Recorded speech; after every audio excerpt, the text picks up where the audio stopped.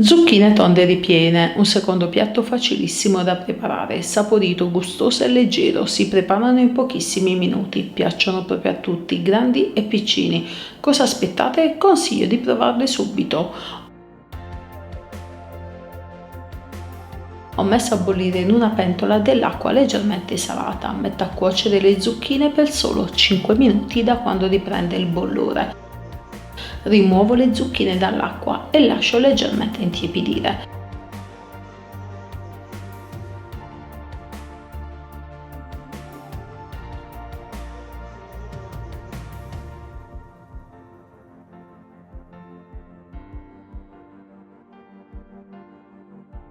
Con l'aiuto di un coltello alla malice ben affilato rimuovo la parte superiore.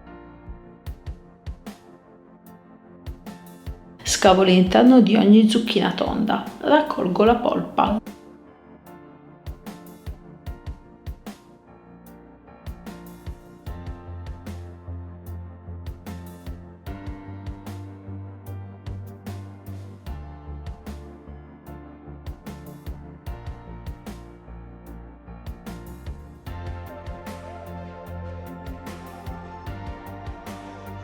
Minuzzo in modo grossolano.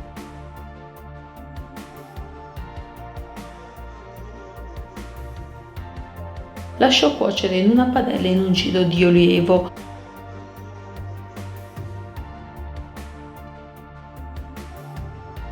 Insaporisco con dell'aglio in polvere, sale e pepe quanto basta.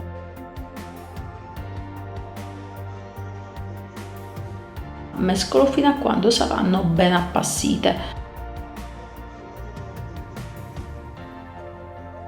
Trasferisco in una ciotola. Unisco 60 g di formaggio grattugiato, 40 g di pangrattato, un uovo medio a temperatura ambiente e un ciuffo di prezzemolo tritato finemente. Insaporisco con sale e pepe quanto basta. Mescolo per bene tutti gli ingredienti, ottengo un composto uniforme e omogeneo.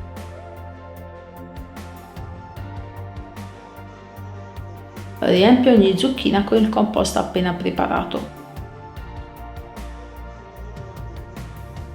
Cospargo la superficie con il formaggio grattugiato.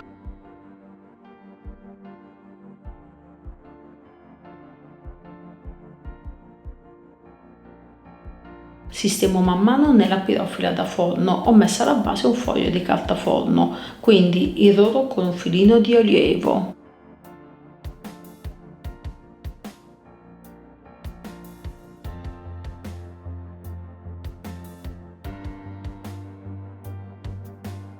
Irroro con un filino di olio e ora lascio cuocere le zucchine tonde ripiene in forno preriscaldato a 200 gradi per circa 30 minuti o fino a quando si formerà sulla superficie una golosa e croccante crosticina.